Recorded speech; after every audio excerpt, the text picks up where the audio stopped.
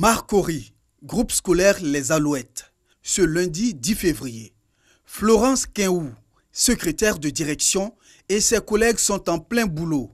Cela après la levée du mot d'ordre de grève du Cinéplacy, syndicat des enseignants et personnels du privé laïque. Selon elle, tout se passe pour le mieux.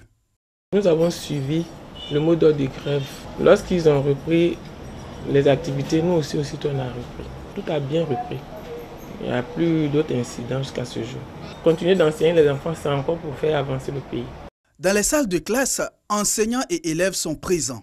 Nous retrouvons dans cette salle Abdoulaye Bané, cet élève de CM1, cours moyen première année, qui, en période de grève, voulait coûte que coûte retrouver le chemin de l'école. Je suis content de reprendre les cours parce que quand je reste à la maison, je m'ennuie. Quand je viens à l'école, je travaille.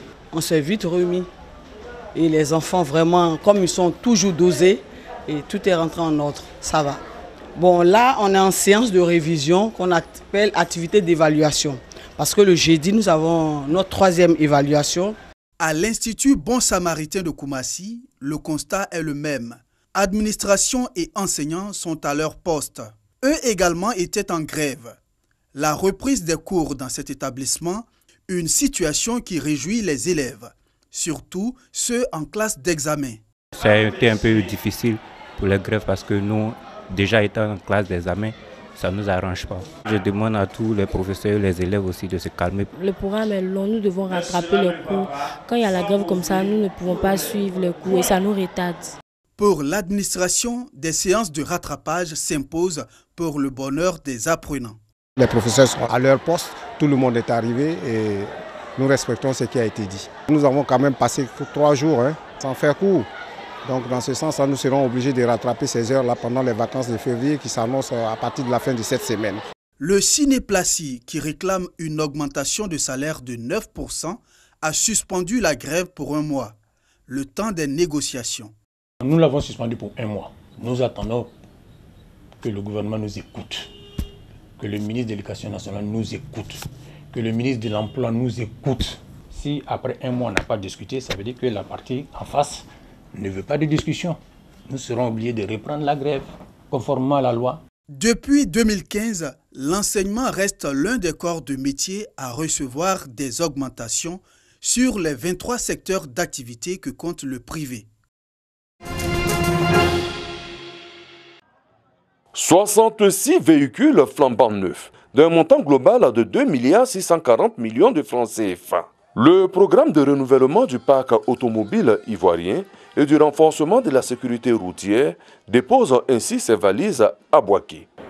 Nous nous réjouissons pour les transporteurs qui voient leur parc renouvelé.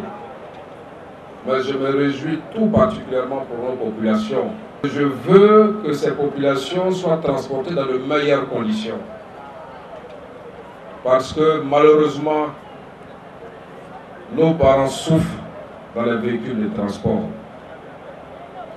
Malheureusement, beaucoup de nos parents perdent encore la vie dans les véhicules de transport. Rien que l'année dernière, sur les routes de Côte d'Ivoire, c'est plus de 1500 personnes qui ont perdu la vie. Et c'est trop et c'est beaucoup. Une aubaine pour les transporteurs qui se frottent déjà les mains. Monsieur le ministre, notre rêve est devenu réalité. Monsieur le ministre, dès son accession à la magistrature suprême de notre pays, son Excellence, Monsieur le Président de la République, a promis aider les transporteurs du pays à améliorer la mobilité. Monsieur le ministre, la cérémonie de ce jour est au-delà de nos espérances. Bouaké est le cadenas du système de transport ivoirien. Quand Bouaké marche, tout marche. C'est pour cela que nous voulons vous dire que vous, monsieur le ministre, que dire de ce que vous avez pu faire pour que nous soyons là aujourd'hui? La cérémonie de remise de clés de véhicules à Bouaké est la 2e étape de la massification du programme de renouvellement du parc automobile ivoirien.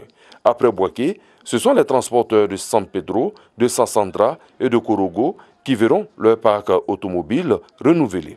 À l'étape de Bouaké, le ministre Jean-Claude Kwasi, cadre de la région de Gbeke, représentait le Premier ministre Amadou Gon Coulibaly, chef du gouvernement.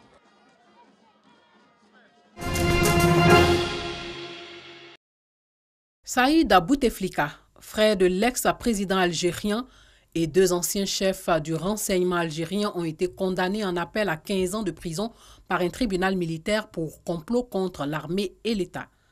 Conseiller spécial de son frère Abdelaziz Bouteflika durant ses 20 ans de présidence, Saïd Bouteflika aurait, selon quelques rares indiscrétions livrées par les avocats, changé de ligne de défense. Alors qu'il avait refusé de répondre aux questions du juge lors du premier procès, il a cette fois pris la parole pour réfuter les accusations de complot.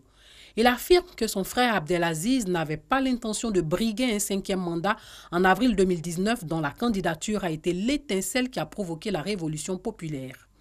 Saïd aurait également soutenu que Gaïd Salah, vice-ministre de la Défense et chef d'état-major de l'armée, décédé en décembre dernier d'une crise cardiaque, a forcé Bouteflika à briguer un 4e mandat en 2014 en dépit de son état de santé précaire. Jugé dans le cadre de la même affaire, Louisa Hanoun, secrétaire générale du Parti des travailleurs, a écopé d'une peine de 3 ans, dont 9 mois avec sursis, contre 15 ans en première instance. Elle a quitté dans la soirée la prison où elle a été incarcérée depuis le mois de mai 2019. Le tribunal de Blida confirme donc lors de ce procès en appel les peines prononcées lors du jugement en première instance qui s'est déroulé en septembre dernier. Au premier comme au second procès, les audiences se sont déroulées à huis clos.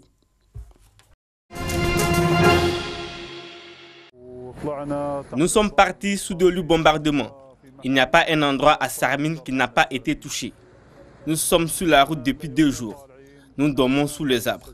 Il n'y a pas de maison avec de la place pour nous. Et dans le camp non plus. Nous allons vers le nord à la recherche d'un autre camp. En Syrie, dans la région d'Idleb, les déplacés ne savent plus où aller. Ils fuient l'avancée des forces de Damas et les bombardements des Russes, mais sans toujours trouver où se réfugier, faute de place dans les camps de fortune de l'ONU. Alors, certains vivent dans leur voiture. En journée, nous sommes dehors, nous marchons autour de la voiture où nous essayons de trouver un abri. Mais nous n'en trouvons pas. Nous sommes obligés de dormir sur des matelas dans la voiture. Que dois-je faire? Où les enfants sont-ils censés dormir? 700 000 personnes ont été déplacées depuis décembre, selon l'ONU. Le régime mène une offensive contre le dernier grand bastion djihadiste.